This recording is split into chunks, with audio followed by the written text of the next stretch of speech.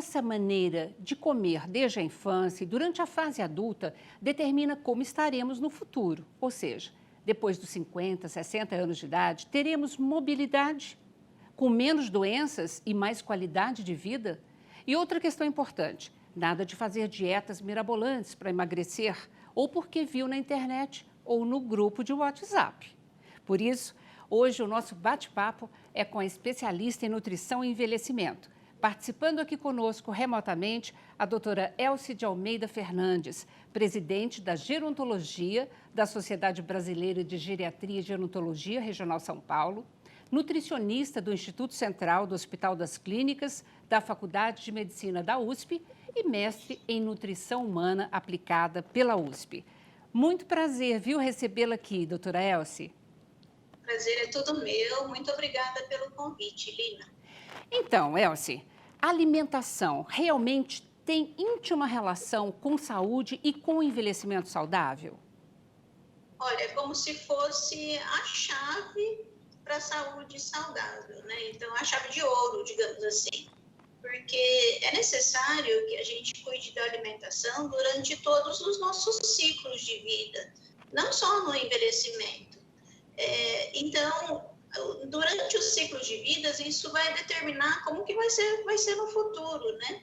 E realmente, com o envelhecimento, a gente tem algumas necessidades de ajustes e se não houve um cuidado anterior, é difícil você ter um segmento adequado no envelhecimento.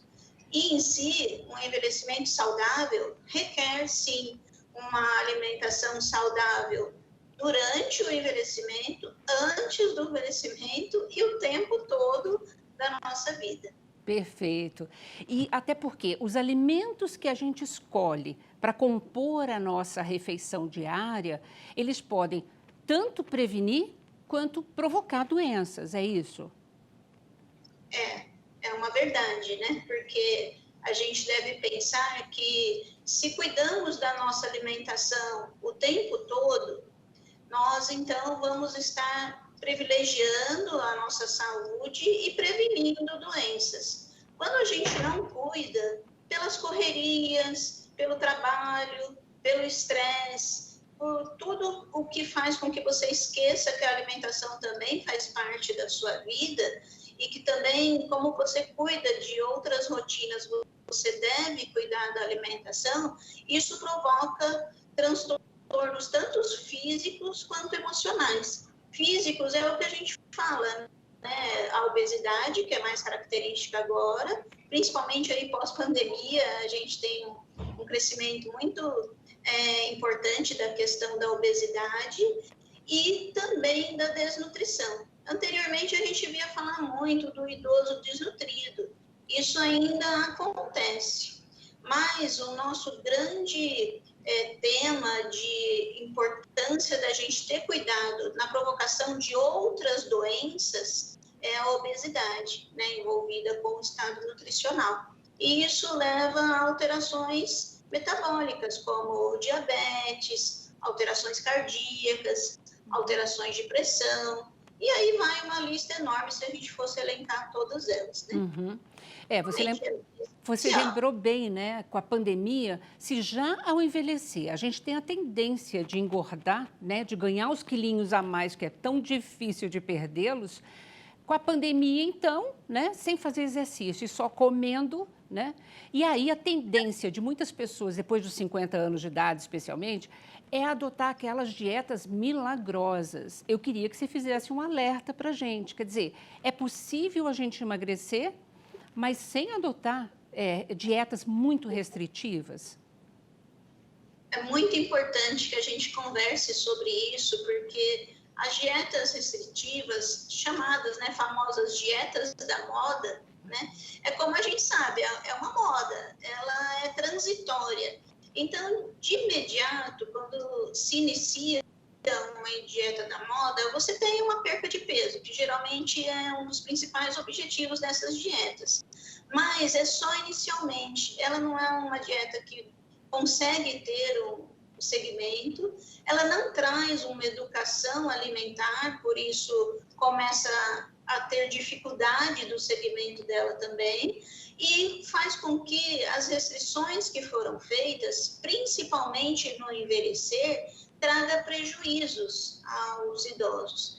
Então, uma dieta baixa em carboidratos, né? Dietas sem nenhum carboidrato, traz geralmente fraqueza, traz uma dificuldade da pessoa na questão emocional, ela fica muito mais ansiosa, né? E você sabe que a questão da nutrição, da alimentação, tem muita relação com a parte emocional também, né? Então, fazer uma dieta restritiva pode deixar a pessoa mais estressada, mais ansiosa, e aí quando ela sai da dieta restritiva, que ela não consegue seguir, vai tudo lago abaixo. Então, o que a gente precisa? Precisamos cuidar da alimentação o tempo todo. Eu até ali, hoje em dia, eu comento muito assim, não vamos falar de dieta, vamos falar de uma alimentação saudável, mas assim, vamos chamar a alimentação de gentil, né? Porque a gente tem que fazer com que ela faça parte da nossa realidade. Você não pode mudar completamente um hábito da pessoa, e isso a gente deve sempre conversar, que muitas vezes se fala, né, com o envelhecimento, você não vai mais mudar o hábito da pessoa. Não, você vai melhorar o hábito da pessoa. Você vai orientar como ela seguir melhor. Mas não fazer uma dieta que retira determinados nutrientes, e isso vai fazer falta para a pessoa. Então, realmente é individualizar a dieta para que ela tenha a personalidade da pessoa. E aí, quando eu falei na questão da dieta gentil, é aquela que a pessoa vai ter consciência do que ela está fazendo, né? E aí ela vai fazer o momento da refeição, para que ela sinta o prazer da alimentação, e não como uma alimentação como algo que é sacrificante, né? Uma dieta restritiva é uma dieta sacrificante. Adorei a dica de o chamado dieta gentil. E de não, e quando a gente envelhece, essa dica sua também é de não mudar completamente, porque a gente tem mesmo um determinado hábito que a gente vem cultivando ao longo dos anos. Eu, por exemplo, eu sinto muito, mas eu adoro pão. Então, eu já fui a nutricionista que falava assim, não, Lina, pão de jeito nenhum, em nenhum horário do dia. Aí fica muito difícil você seguir. Aí não dá para seguir, né? Claro, lógico. Agora, assim, ó, é possível, eu queria abordar algumas cadeias desses nutrientes. Então, assim, vamos começar com proteína. Proteína é importante depois de uma certa idade, quer dizer, em todas as fases da vida, mas em relação ao envelhecimento, qual que é o papel? Eu diria principalmente por volta dos 40 anos, aí independente do sexo, a gente já começa a ter fisiologicamente uma diminuição do metabolismo. E o metabolismo, no caso da proteína, é a formação do músculo, da massa muscular, né? Então, como já existe uma diminuição, há uma necessidade de cuidado. Então, a função da proteína é preservar a massa muscular, quando a gente já, né, está dos 40 em diante. Ok. Se a gente tem alguma patologia, pode estar tendo uma perda. Se a pessoa não tem nenhuma atividade, até pelo sedentarismo, digamos aí pelo Covid, que, né, agora está começando a voltar, mas ainda não estamos no nosso normal, ainda vai demorar a voltarmos ao nosso normal, e a atividade física foi muito afetada com isso.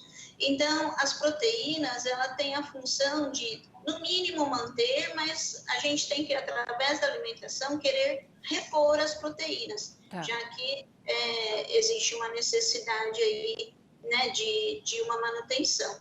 E o que acontece, né? Nós precisamos sempre saber que não devemos sobrecarregar de proteínas. Aí a gente acha que, então eu vou comprar um suplemento, eu vou comprar um whey protein, eu vou comprar até mesmo alguns suplementos esportivos, sem estar fazendo atividade física. Isso é totalmente inadequado. Se a gente fizer uma alimentação, normal, né, como a gente chama de saudável, é uma alimentação normal, que a gente tem tradicional, o nosso famoso arroz, feijão, carne, legumes, né? A gente vai estar dando uma fonte de proteína em cada refeição.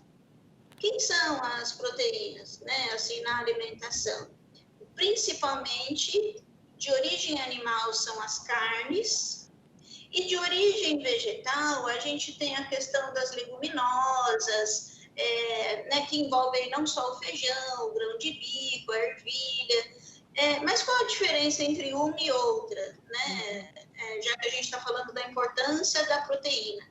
As de origem animal, e aí você vê que eu falei as carnes, eu não falei o leite, né? O leite, ele tem proteína, ele é de origem animal, mas ele compete com o cálcio. É interessante, né? Porque assim, poxa, eu preciso do cálcio e eu preciso da proteína. Se eu tomar os dois juntos, não é melhor? Não, na verdade, um compete com o outro. Então, assim, quando eu tomo leite, eu preciso ter mais a intenção que eu quero o cálcio dele. E aí, quando eu quero a proteína, eu melhoro ir para a fonte de origem animal. E aí vem a dúvida, né? E a fonte de origem vegetal? Tem os mesmos princípios? Não. A de origem animal, as proteínas de origem animal, elas têm aminoácidos essenciais. Os aminoácidos essenciais, quando a gente faz o processo digestivo, o nosso organismo faz o processo digestivo, ela consegue ser melhor sintetizada no organismo. A de origem vegetal, ela já perde a sua força no próprio cozimento. Ou se você bater, também perdeu a força. Então, ela é muito mais sensível do que a de origem animal. Então, só o processo digestivo já faz com que ela tenha uma grande perda. Então, não é que não tenha proteína, mas a absorção que vai acontecer é bem menor. Teria que comer muitos legumes para conseguir chegar um pouco perto da carne, né? Então, a gente precisa fazer uma combinação adequada de cada um, até para um não atrapalhar o outro, no exemplo que eu dei do leite, e a mesma questão de ter fontes de origem animal e fontes de origem vegetal. Muito legal, Elcia, a dica. Olha, nós vamos fazer um pequeno intervalo e a gente já volta com o nosso bate-papo, tá bom? E Tá você não ótimo. sai daí não, a gente volta já já.